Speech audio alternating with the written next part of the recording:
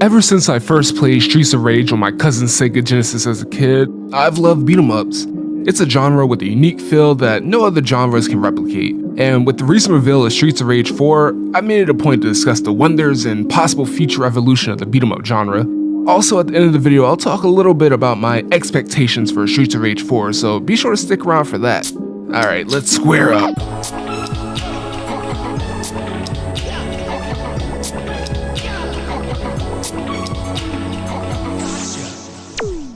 This isn't a history lesson of how these games have changed over time, but a look into possible paths for how they should look in the future in order to avoid being a lesser, dead genre, so that children, generations from now, can share in this experience. Beat-em-ups are in a weird spot right now. The people who didn't grow up with them see beat-em-ups as mindless and boring, and I can see why. Half of the time there's only one button and you can just press it over and over. When there are two buttons, you can get combos, but more often than not, combos don't mean anything and they only look different. As for the people who did grow up with them, well, they're kinda tired of it. Compared to platformers and twin-stick shooters, beat-em-ups are kind of easy to make, almost as easy as RPG Maker games. Oversaturation can lead to a lot of lukewarm feelings, and unlike the other genres mentioned earlier, there hasn't been a beat-em-up release lately that's made waves. Even the amazing ones, in my opinion, got nowhere close to the recognition they deserve, especially compared to other genres. All I'm saying is that when the most popular game in your genre is about big titty ninjas, you ain't gonna get too far. So with all that said, here are 3 ways that beat-em-ups can evolve to reinvigorate the genre and bring back the love.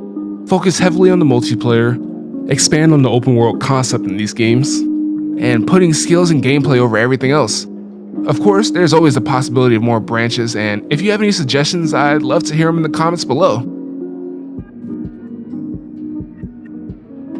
The majority of beat-em-ups have some form of co-op, a personal reason why I enjoy the genre. When you have a brother, it's better to have something that you can both play, so you can beat the shit out of enemies together instead of beating the shit out of each other. But while there is co-op, it isn't remotely robust. The most you can usually do is juggle off of each other, and even then there isn't much incentive to do it since you can do it solo if you really wanted to.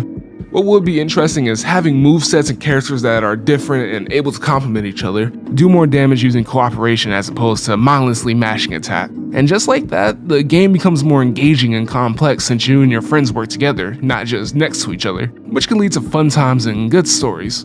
The game that most resembles the idea is Fullmetal Furies from the team that made Rogue Legacy.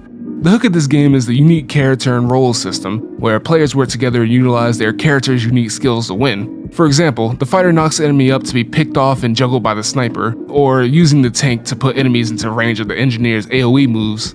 Then there are enemies that are only affected by certain characters, so you can't just mindlessly fart around while your team does all the work.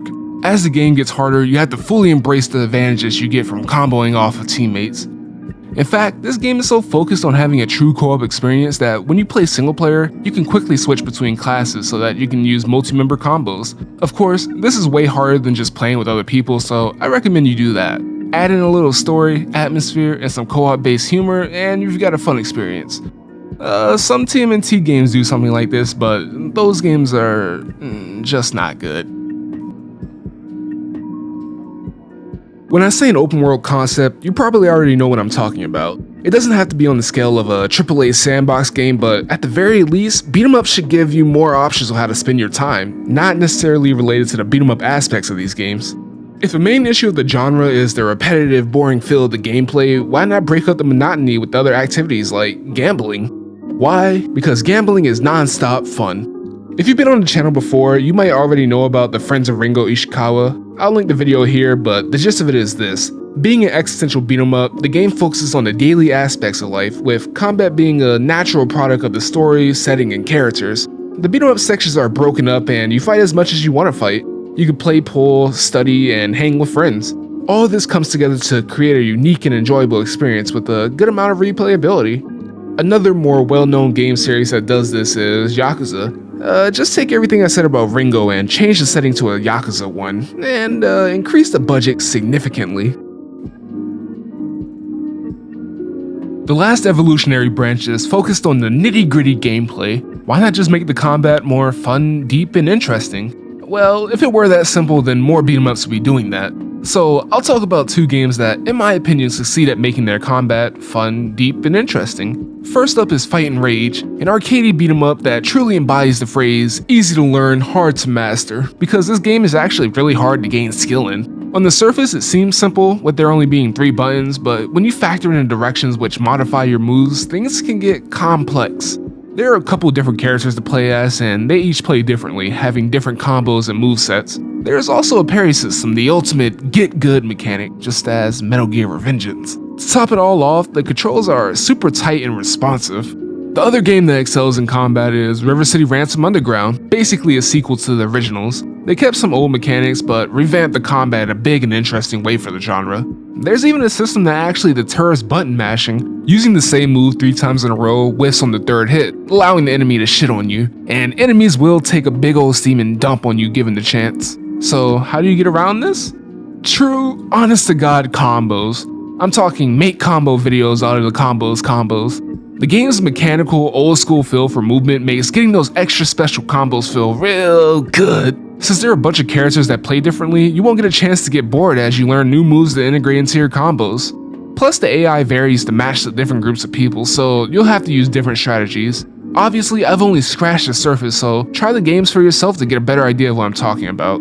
Finally, as promised, I want to quickly talk about Streets of Rage 4. I'm cautiously optimistic because I've been burned by these games before, looking at you Double Dragon Neon. And it's hard to imagine this game being more than just average to slightly above average. Also, I'm not too big on the art style, but that might just be me clinging to the Streets of Rage of old. Plus, looking at the little amount of combat shown, it looks like a standard beat 'em up game you'd find randomly on PSN for like 15 or 20 bucks. With that said, Guard Crush's other beat 'em up game, Streets of Fury, was alright, but I do love the Streets of Rage series, so of course, I'll hold out hope. Only time will tell.